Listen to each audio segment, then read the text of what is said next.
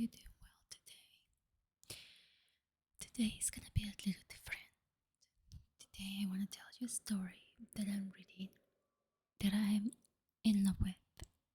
It's actually like I'm actually changing watching series for this story that I'm gonna tell you.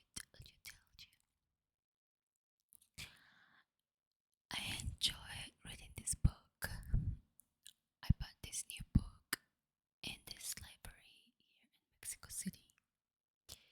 And I have to say that I love it. I love it. I love it. I love it. It's this one here. It's from Jojo Moyes. Someone else's shoes. Super girly. I know. But it's really, really interesting. And so, like, I can hit, when I'm reading, it's like I'm making my own movie in my head. Like, it's seriously like amazing. Like, you don't understand. So, this book, every day, I feel like um, reading it for 15 minutes daily. And I have to say that it's been amazing because it's like I don't miss a day. And if I do, the next day I do 30 minutes. But I try not to because sometimes I'm too busy. And sometimes I just want to carry on doing my own things. And I can't. So what I do is I try to do the 15 minutes, and if I can carry on, I carry on. If not, I just stop. So I love this book. I highly recommend. Like when I finish this book, I don't know what I'm going to do because I want to give it away to someone that really deserves it. I just I don't want to leave it just here and then they'll throw it away because I'm in an Airbnb, as you know. So I just don't want to leave it here. But anyway, um, I'm already on chapter 24 or something like that. It's almost done. Like I'm impressed of how much I've been reading like for 15 minutes. So I'm on chapter 26 actually. So here you go. This is where I am. This is how much I've read. This one, and this is how much I have left. Probably finish it next month.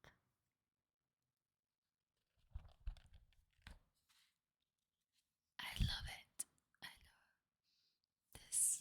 I love books. It's just so good. I don't know. Anyway, so I'm gonna tell you a little bit about this book. I'm not gonna read it because I'm not a good reader, but I'm a good storyteller. So I'm gonna tell you a story. So basically, this book talks about. It's called Someone Else's Shoes, and what I love about this book is like every day. So it starts with like these two women. The one woman is Sam. The other one is called Nisha. And Nisha is a super wealthy female from London. Both girls are from London. And um, Sam, Sam doesn't have really like a lot of money, but Nisha does. And there was a day when they both went to the gym at the same time. And Nisha is on the phone talking to someone. I don't remember like with her, but she's talking to someone. And Sam accidentally takes her back. Yeah, her gym bag. And she takes her bag and she goes. And when Nisha comes out of the shower or the bathroom somewhere, I don't remember because that's at the beginning. When Nisha comes back, Well, she realizes that there is a bag that looks just like hers, but it's not quite like hers. It's a little different. Nisha's bag is a Michael Kors. So the other woman's is just a regular bag, but it's a little alike, like very similar. When Nisha realized that, she gets super pissed off. She gets super upset because someone took her bag, which I would too if I was upset. And what happens is, sorry. So what happened is that when Nisha realized she doesn't want to put the clothes from the other bag, so she goes to the front desk and she's like, "Where is my bag? Like, did you guys see the person that took my bag?" And everybody's like, "No, you should be responsible for your own belongings." Usually, that's the protocol. Like, whatever you put in your locker, that's your responsibility. The GMT doesn't, it's not responsible for for your things. So basically, Anisha said like, "Okay, what the fuck am I gonna wear now?" Like, she's all pissed off. She tried to call the assistant. Her husband is super wealthy. He's like really important person. And then when she tries to do that, uh, something's happening. Like she doesn't understand why nobody is trying to help her. So she ends up leaving the gym with a towel around her. She goes back to the hotel. They live in a suite, obviously. And Nisha is like trying to get in the hotel in her suite, in her house. But the security guard stops her and says, "You can go in." She's like, "What do you mean I can go in?" And he's like, "Well, Mr. Cantor, her husband, said to not let you pass. He requested." And she's like, "What the fuck? Like, this is my husband. This is my house. Do you suppose, do you want me to stay here dressing like this? No, it's not gonna happen." So she gets really, really upset about it because nobody lets her go to her house to change. They don't let her go. Nobody wants to let Mr. Cantor know that she's there. She calls the assistant. "Hey, I need to go in the house because I have no clothes, I have nothing, blah blah blah. I need to go in, but they don't let me in." So basically, nobody wants to help Nisha because the husband is super powerful, and then he's like, nobody talked to her, nobody opened the doors, nobody let her in. So nobody is doing that. Everybody's just ignoring her. So Nisha is like, "What the fuck am I gonna do? I have no money. They stole my bag, like my shoes, my clothes is there. Now I'm in a fucking bathrobe." Like, it was horrible. She tried to go to the store in the hotel, to one of those boutiques. She tried to wear something, and the lady in the boutique is like, "No, no, no, no, no. You cannot have this." And she's like, "But why?" And the lady in the boutique said like, "No, because you don't have any money." And she's like, "How do you know?" Basically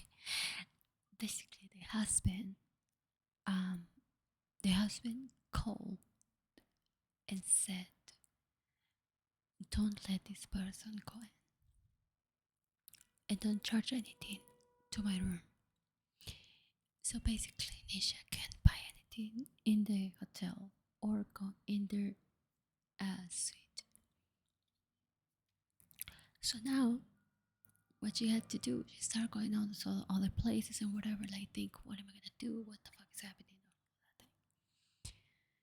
And just long story short, she ended up going to a secondhand store and finding clothes.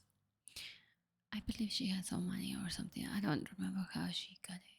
Like, I don't remember, but she got clothes from the Goodwill or like one of those secondhand stores.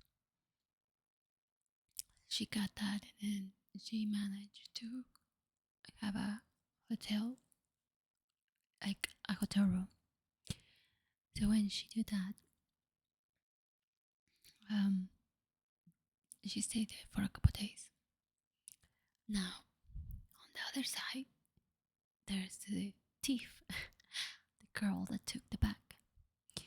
This girl is called Sam, and Sam is a normal mom. She has a husband, and she is a worker, like a 9 to 5, and she doesn't have money. Her husband is being like fired because his dad died and he had to take time to be with the dad. So obviously, like they fire him because he had to take a lot of time off. So he's in the house. He's been very like depressed and all that because he doesn't have a job and he doesn't feel like a man. And so Sam has to work really hard to support the family. The day that happened, that the shoes were stolen, Sam had a meeting, a very important meeting, with her colleagues to close a deal for her work. And when she did that, she realized when she jumps in the van because someone picked her up, um, she realizes that the bag she has is not hers, it's somebody else. And she's like, oh my god, my clothes is dead, blah blah blah blah blah blah. So they get into the place of the meeting and whatever. And the girl is like, what am I supposed to do? Like, I can show up like this in my gym clothes, blah blah blah. And the girl that is with them is like, just put whatever they said, like, let's see. There was a Chanel jacket, and there was some Louboutins or Louboutins. I can never say that name, but Christian Louboutins shoes, black, amazing, according to what they say in the book. Right when she put it, right when she put those shoes, she felt like her self-esteem just rises to the sky. Like it was like, oh my god, like I feel like a woman. Like she feels so empowered. She felt like, yes, I can do this, type of thing. And story short, she goes into the meeting, whatever, and everybody is like super happy. Like they're like, oh my god, like, they see her, like see how good she looks and all that. And story short, she closes the deal, blah blah. And they're so happy and they're like, let's go dancing, let's go have a beer, blah blah blah. She ended up going to the bar, to the pub with her coworkers. And in the pub, well, she's dancing, having fun, all of that. And that's all that happens. Well, Nisha, on the other hand, she's trying to get to understand what's happening with her life. It turns out that the husband found a new woman, and that woman is the assistant. Well, the assistant is like putting things in his head, telling him not to, basically, like telling him not to, how can I say that? Like basically, like, I totally forgot that word. She's manipulating him, like, don't give her money, like, Mr. Cantor, cancel his son's uh, credit cards and everything, and Nisha's credit cards, because they have a kid together. So, but because they travel so much, they put him in a boarding school in New York. So this kid is there, and he cancel everything. Nisha, on the other hand, is here, like trying to figure out what's happening. She realizes that he kicked her out, that he's with somebody else, that he doesn't want anything to do with her. It's horrible. When Nisha finds out about him leaving her and he not wanting her around, she's trying to confront him. And by confronting him, it's like he's trying everything. So one day, she's standing like in the alley from the hotel, and this lady comes, and this lady works in the hotel, and she sees her, and she's like, "What are you doing here? Come here." So basically, this lady confused her from a worker, and she is like, "Yes," because she finally got in the hotel, which she couldn't do it before because they were restricting her entrance. She's so happy that she's in. She's trying to figure out how she's gonna get to the suite. Blah blah blah. Well, it's not that easy for her.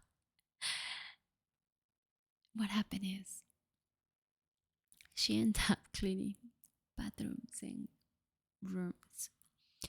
She obviously is really disgusted because she's never done that in her life, right? So she's like, "Why me? Like, this is disgusting." So at the end of the shift, she goes to her hotel. After a few days, the hotel person says, "You cannot stay here any longer because you don't have any more money, so you can't." She's like, "Fuck, what am I gonna do?" So she's so frustrated because she doesn't know what to do. So she goes back to work. And this time, she actually, uh, the, the lady, the helper, got in the hotel, all that confused her from a worker, um, is there. And she doesn't feel too well. So, so basically, somehow she ended up going to the suite for something. I don't remember why. She for some reason she was able to go to those levels where she wasn't able to go because she didn't have the card. Because for you to be able to go to the suites, you had to be working there for a long time, whatever. So she finally gets to go there, like to get to that point. And then when she does that, she's like freeze, and she's like, "Oh my god, what am I gonna do?" So she goes in the room. When she gets in the room, she sees all her clothes, all her like shoes, and she's looking for her passport, but she doesn't have her passport. By the way, she's not from the UK. She's not English. She's American. She's from New York. So when she realized that her passport is not around, she's really scared. She's like, "Oh my god, what am I gonna do?" But she sees her clothes and she sees her shoes. She gets everything and put it in the little trolley that the housekeeping have. And she put it all there. And when she does that, she goes and she tries to go back to the uh, downstairs to where all the employees hang out, so she can leave with her clothes because she has no clothes. She only had whatever she got in the secondhand store. So she was like, once she's almost there, The lady, the helper, sees her. I think her name is Jasmine. I always forget. I always forget names. Sorry about that. Yeah, I think her name is Jasmine. Well, she sees her and she's like, "Where are you going?" And she's like, "Oh." Anyway, long story short, she ended up telling her everything. She ended up telling her, "You know what? I am Nisha Cantor, and my husband is Mr. Cantor." And she's like, "What? You used to live in a suite?" And she's like, "Yes." He just fucking left me and he didn't tell me. And he took everything from me. He took my money, he took my shoes, he took my clothes, everything. And he doesn't want to respond. And I don't know what to do. And I have nothing. So she's like, wow. And she's like, and now I don't know where to go. Well, so I make the story longer. She ended up going to her house, to Jasmine's house. Jasmine offers her home so she can stay there. And she stays there for the night. And she stays there for another night. And she just stays there for now. What did they do with the clothes? Well, let me tell you. Jasmine realized that she was in trouble and she's like, please don't do this to me. Like, they can fire me because you went in with my key. And if they notice that, they're gonna think that I stole it and I'm black because this lady is black. So she's like, seriously, you can't do that to me. So she's like, okay, fine. Like, she just don't want to leave her clothes go, but she has to, right? Because this lady is helping her, so she has to help her. So Jasmine is like, I have a good idea because they need to return the clothes. So what they do is like they called the laundry room and says, I need bags, the bags that they give you with the clothes. So she's like, I need bags and hangers. Somehow she managed to get the hangers and the bags. They put all the clothes like that. They go back to the suite. When Jasmine tries to open, Mr. Cantor is in the suite. I know, right? And then Jasmine is like, hello, Mr. Cantor. I'm just dropping off your wife's clothes. And he's like, what? What clothes? She's like, yeah. She scheduled it to be clean all her clothes by today. And he said, well, I told you that nothing can be charged under hers. So she couldn't spend any more money. He's like, I told you, blah, blah, blah, blah, blah. Like, I'm not paying for this, blah, blah, blah, blah, blah. And Jasmine is like, don't worry about it. It's probably a misunderstanding. The hotel will take care of it. You don't have to worry about the charge. So he calms down. She put the clothes back, the shoes, everything. And then she leaves. And then on the other side, there is Sam. Sam is this woman that works really hard. And the husband went through a really tough moment when his dad died, obviously. And well, obviously, like the dad died, so he's very depressed and all that. And he lost his job, and now he feels like he's not a man. And he spent his days like laying down on the couch watching TV or sleeping all day long, every day. So you can imagine how is that, right? So, um, so Sam is like frustrated because he doesn't talk, he doesn't want to do nothing. He's just like he's just in this mentality like, come on, dude, get up, go fucking find a job, you know. But he's not doing that. And he's also not even acknowledging his wife. So she's trying her best, but she can do it all. And her mom is obviously like empathizing with him, so she's on his side. And Sam is having a lot of problems at work. Her boss is a piece of ass, and she just like can't deal with life right now because the husband is like in zombie land. And she's like in this office where the boss is a pain in the ass. And then it's just too much for her. And then her parents are like, why you're not helping him, blah, blah, blah, when she's basically doing everything. He's going to psychologists and all these things. And then if he doesn't like something, he just sleeps, which is kind of stupid. But anyway. So, so Sam's still working and all that. Sam usually is very quiet. And there is this guy that's called Joe. Joe is from her office. And he has a thing for her. But she doesn't want to see it because obviously she has a partner and she wants to be faithful to him.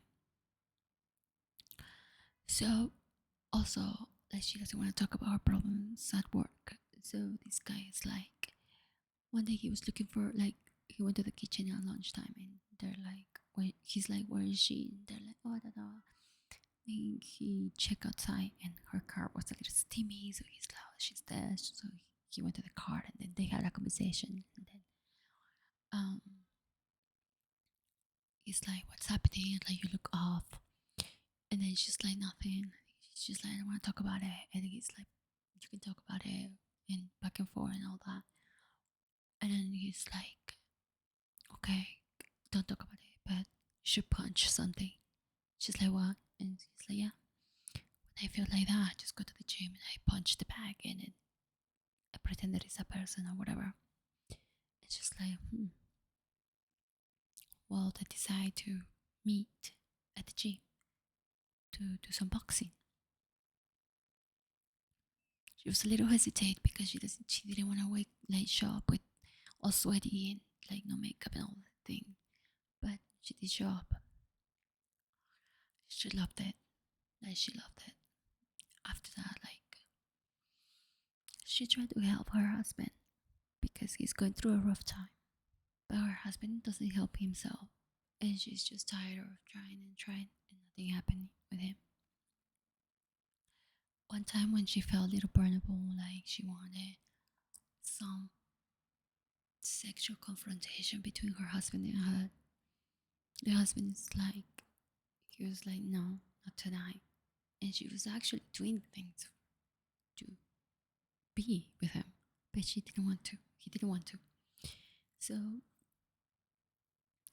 what happened is, like, after a while, like, this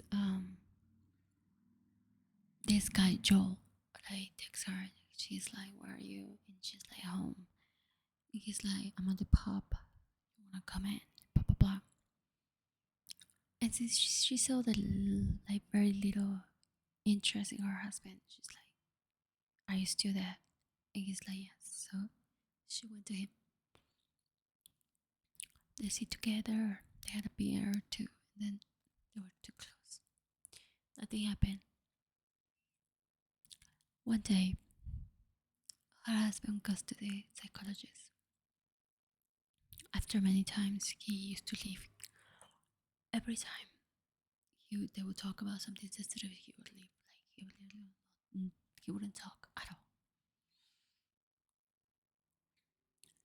And then what happened is, like, after a while, I'm so sorry for the motorcycle that just passed. It's like horrible. Sorry about that. After a while of Phil, is Sam's husband, of Phil leaving, the psychologist just like that. And psychologists make him a question. Like, he's like, what happened with your dad? Blah blah blah. Somehow Phil opened up to him. And sorry about that. The honking is like unbearable in this city. It's horrible, I swear to God. It's like they keep the honk, like if they don't gonna go, it's horrible. Don't come to Mexico City. um so he opens up to the psychologist I cry on this part because he started talking about his father before he died.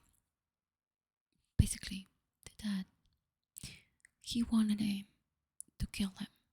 He was in such a pain that he's like, please kill me, please put a pillow on my face and kill me. And he's like, I'm not gonna do that. Long story short, the last day he was alive, he's like, again, please kill me. Put a pillow, please, please, please. And Phil is like, I'm not going to do that. I can't.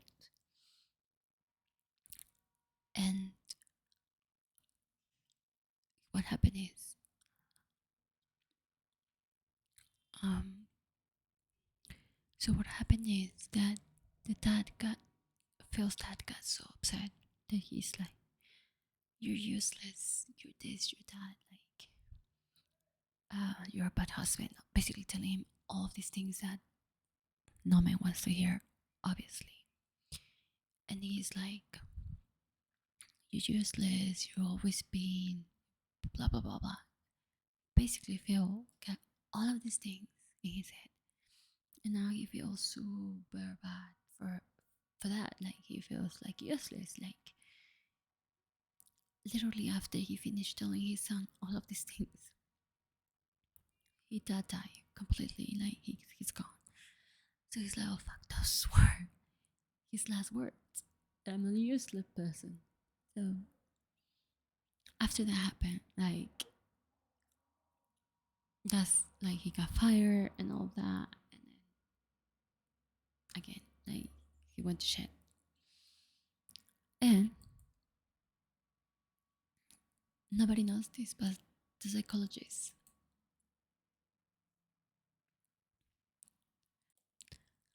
So the only person that knows this is the psychologist, not even Sam. That is his wife, right? So now I understand why he's such a depressed man. Like, seriously. But I get it. It's such a bad thing. Like, traumatizing. Like, I can't believe what would I be if my mother says you're useless, you're this, you're that, and then she dies. It's like seriously, this is your last words. It's horrible. So, so anyway, so that happened, and then now he feels a little better because he got it out. He told someone because he never told anybody. But that doesn't finish there. He's been neglecting Sam for so long that she's looking for a friend. She's looking for a male figure to see her because she doesn't seem like she doesn't feel like her husband sees her. Like she just like she's been neglected all this time. So it's obvious that she's gonna find someone or she's gonna look for someone else's attention. And here's Joel, like he's giving her all the attention and making her feel good and sexy and all these things. So she's like, please, please, please, like she doesn't want to cheat, but all of these things, the situation is dragging her to do something that she doesn't want to do. And she can't even talk to him because apparently British people don't talk to each other like that. Like, it's horrible. But yeah. So, so anyway, um so that happened. It's been 30 minutes. So if you like this story, give me a like, subscribe, and let me know if you want to hear more about this story because there's more. So we can continue the story if you like. So if you like it, give like, subscribe, and hit the bell and share so I can make more content like this. So if you want to hear more about someone else's shoes, let me know and I will tell you more about it. This is just the beginning. I haven't finished yet. The story doesn't finish here. Like there's a lot more to show to talk about. I love this story. So I'm gonna write down where I left you guys at. So if you guys want to hear more, let me know, okay? I hope you like it. I hope you went to sleep. And if not, let me know. Subscribe. So this is the ASMR with Miriam.